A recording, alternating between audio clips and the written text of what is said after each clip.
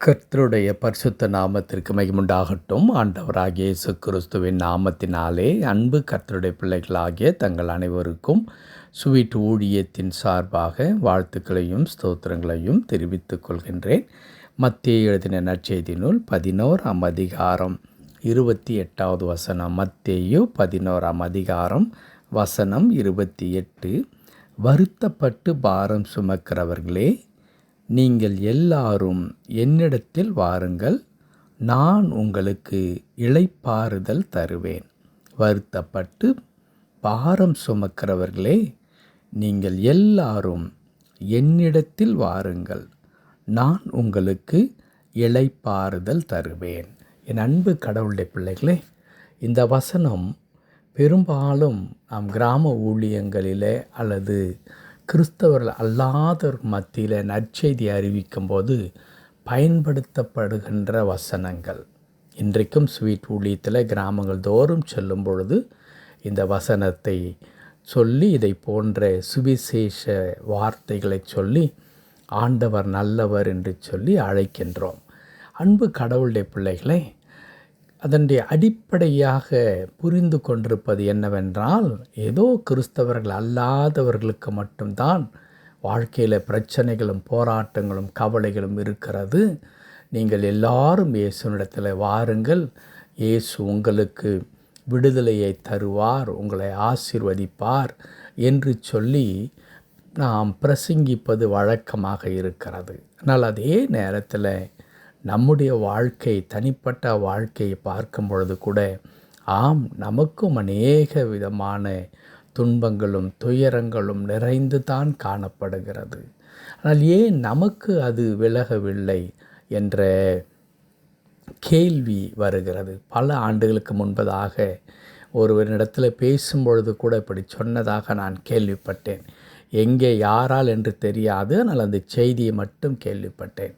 அது என்னவென்றால், ஒருவர் கேட்டாராம், கிறிஸ்தவர் அல்லாதவர் கிறிஸ்தவரை பார்த்து கேட்டிருக்கிறார், நீங்களும் நாங்களும் வெவ்வேறு அல்லவே அல்ல, எங்களுக்கு இருக்கின்ற பிரச்சனை தான் உங்களுக்கும் இருக்கிறது, எங்களுக்கு வியாதி வருவதைப் போல தான் உங்களுக்கு வியாதி வருகிறது, எங்களுக்கு கஷ்டங்கள் ஏற்படுவதைப் போல தான் உங்களுக்கும் கஷ்டங்கள் ஏற்படுகிறது, இதில் நீங்கள் எங்கே தனித்துவம் வாய்ந்தவர்களாக இருக்கிறீர்கள், நாங்கள் மட்டும் இந்த மதத்தில் வர வேண்டும் என்று அழைக்கிறீர்களே என்று கேட்டாராம். ஒருவேளை வெளியே இருந்து பார்க்கும் பொழுது அது உண்மை போல தான் தோன்றுகிறது. காரணம் என்னவென்றால், நமக்கும் தலைவலி இருக்கிறது, பிரச்சனை இருக்கிறது, ஜுரம் இருக்கிறது, கஷ்டம் இருக்கிறது, குடும்பங்களிலே பிரச்சனைகள் இருக்கிறது. இதே காரியம் மற்றொரு தான் காணப்படுகிறது. ஆனால் கடவுளுடைய பிள்ளைகள் எங்கே சற்று அவர்களை காட்டிலும் விலகி நிற்கிறார்கள் என்றால், ஆண்டவர் நம்மோடு கூட இருந்து நமக்கு ஆண்டவர் வாக்குத்தத்தங்களை கொடுத்திருக்கின்றார், வார்த்தைகளை கொடுத்திருக்கின்றார், கிருபைகளை கொடுத்திருக்கின்றார். அவை எல்லாவற்றிலும் இருந்து நம்மால் விடுதலையாகி மெய்யான ஒரு ஆசீர்வாதம் நிறைந்த வாழ்க்கையை நாம் வாழ முடியும் என்கிறதான நம்பிக்கையை கடவுள் கொடுத்திருக்கிறார். அப்படி இருந்தும் ஏன் இவைகள்லாம் நிலவுகின்றது? அதற்கு ஒரே ஒரு காரணம்தான். அது இந்த வசனத்திலும் அது சுட்டி காட்டப்பட்டிருக்கிறது. இந்த வசனம் இப்படி சொல்லுகிறது, வருத்தப்பட்டு பாரம் சுமக்கிறவர்களே, நீங்கள் எல்லாரும் என்னிடத்தில் வாருங்கள், நான் உங்களுக்கு இளைப்பாறுதல் தருவேன் என்று சொல்லுகின்றார். அப்படியானால் எங்கே பிரச்சனை என்றால், என்னிடத்தில் வாருங்கள்.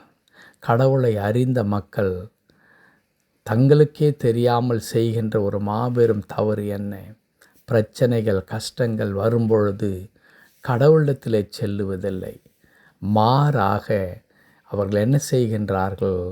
தங்களுடைய ஞானத்தை, தங்களுக்கு இருக்கிறதான இந்த உலக பிரகாரமான செல்வாக்குகளை பயன்படுத்தி அவைகளில் இருந்து நான் ஜெயித்து விடுவேன் என்று நினைக்கின்றார்கள். வருத்தம் எல்லாருக்கும் வருவதைப் போல்தான் நமக்கு வருகின்றது. சற்று முன்பதாக ஒரு எடுத்துக்காட்டாய் நடந்த ஒரு நிகழ்ச்சியை நான் சொன்னேனே, அதே போல் வெளியே இருந்து பார்க்கும் பொழுது எல்லாரை போலதான் இயேசுவை தன் இரட்சகராக அறிந்து கொண்ட மக்களுக்கு கூட இருக்கிறது. ஆனால் இந்த இயேசுவை இரட்சகராக அறிந்து கொண்ட மக்கள் என்ன செய்ய வேண்டும்? தங்களுடைய இக்கட்டான நேரத்தில் தங்களுடைய பிரச்சனைகள், போராட்டங்கள், தங்களுக்கு விரோதமாய் காரியங்கள் நடப்பிக்கப்படும் பொழுது, அல்லது வாழ்க்கையில் தோல்வியோ அவமானமோ நிந்தையோ எழும்பும் பொழுது நாம் என்ன செய்ய வேண்டும்? நாம் கடவுளை தேடி போய் கடவுளிடத்தில் தஞ்சம் புகுந்து ஆண்டவரிடத்திலே நம்முடைய வாழ்க்கையை நாம் அர்ப்பணிக்க வேண்டும். அதற்கு அடுத்த வசனமாகிய 29வது வசனம் இப்படி சொல்லுகிறது: நான் சாந்தமும் மனத்தாழ்மையுமாயிருக்கிறேன். என் நுகத்தை உங்கள் மேல் ஏற்றுக்கொண்டு என்னிடத்தில் கற்றுக்கொள்ளுங்கள். அப்பொழுது உங்கள் ஆத்துமாக்களுக்கு இளைப்பாறுதல் கிடைக்கும். கர்த்தருடைய பரிசுத்த நாமத்திற்கு மகிமை உண்டாகட்டும். இங்கே தான் நாம் தவறுகின்றோம். ஆண்டவருடைய நுகத்தை நாம் ஏற்றுக்கொண்டு அவரிடத்திலே நாம் கற்றுக்கொள்வதில்லை. தாவீது இப்படி சொல்லுவார்: நான் உனக்கு போதித்து நீ நடக்க வேண்டிய வழியை உனக்கு காட்டுவேன், உன்மேல் என் கண்ணை வைத்து உனக்கு ஆலோசனை சொல்லுவேன் என்று ஆண்டவர் சொல்லித் தருவார். என்ன செய்ய வேண்டும்? ஆண்டவரிடத்தில் வந்து, ஆண்டவரே நீர் எனக்கு ஆலோசனை தாரும், இந்த பிரச்சனையில், இந்த கஷ்டத்தில் நான் என்ன செய்ய வேண்டும், என் குடும்பத்தை எப்படி நடத்த வேண்டும், அந்த பொருளாதார சிக்கலில் இருந்து நான் எப்படி மீண்டு வர வேண்டும், அல்லது ஆண்டவரே என் குடும்பத்தை எப்படி நடத்த வேண்டும், நீர் எனக்கு கற்றுத்தாரும் என்று சொல்லி கடவுளுடைய அந்த திரு சித்தத்தை செய்வதற்கென்று நம்மை அர்ப்பணித்து ஆண்டவர் காண்பிக்கின்ற வழியிலே நடக்கும் பொழுது உங்கள் ஆத்துமாக்களுக்கு இளைப்பாறுதல் கிடைக்கும். அன்பு கடவுளுடைய பிள்ளைகளே, அதை தான் இன்றைக்கு நீங்களும் நானும் செய்ய தவறிவிட்டோம். எப்படி கிராம ஊழியத்தில் நாங்கள் மற்றவர்களுக்கு மட்டும்தான் அது சுவிசேஷம் என்று சொல்லுகின்றோம். ஆனால் நாங்கள் பிரச்சனை என்று வரும்பொழுது கடவுளிடத்தில் வருகிறது இல்லையோ, அதே வண்ணமாய் இன்றைக்கு கடவுளுடைய பிள்ளைகள் கூட பல நேரங்களில் பிரச்சனை, கஷ்டங்கள், நெருக்கடியான காரியங்கள் தங்கள் வாழ்க்கையில் வரும் பொழுது உடனே அவர்களாகவே அவர்கள் தீர்வை தேடி அல்லது தீர்த்து விட வேண்டும் அதை என்று நினைக்கின்றார்கள். ஆனால் நிச்சயமாக கடவுள் நம்முடைய பிரச்சனைகளை பொறுப்பெடுத்து அவர் கொண்டு வருகிற தீர்வுக்கும் விடுதலைக்கும் நாமே தேடிக்கொள்வதற்கும் இடையிலே பெரிய வித்தியாசம் இருக்கிறது. ஆகவே ஆண்டவர் சொல்லுகிற வண்ணமாக வருத்தங்களும் பாரங்களும் நிறைந்திருக்கிற நீங்களும் நானும் கடவுளிடத்தில் வருவோம், கடவுளுடைய நுகத்தை ஏற்றுக்கொள்வோம், அவர் சொல்லுகிறபடி செய்வோம். அப்பொழுது நம்முடைய குடும்பத்தில், நம்முடைய ஆத்மாவில், நம்முடைய தனிப்பட்ட வாழ்க்கையில் இளைப்பாறுதல் கிடைக்கும். ஏனென்றால் நம்முடைய கடவுள் நமக்கு சமாதானத்தை தருகின்ற ஆண்டவர், சந்தோஷத்தை தருகின்ற ஆண்டவர்.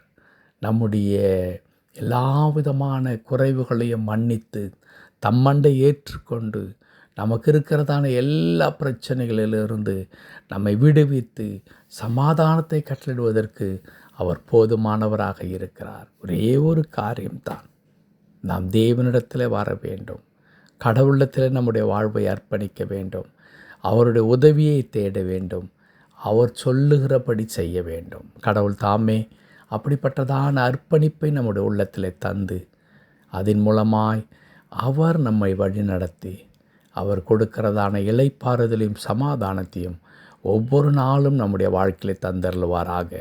ஆமென், ஆமென்.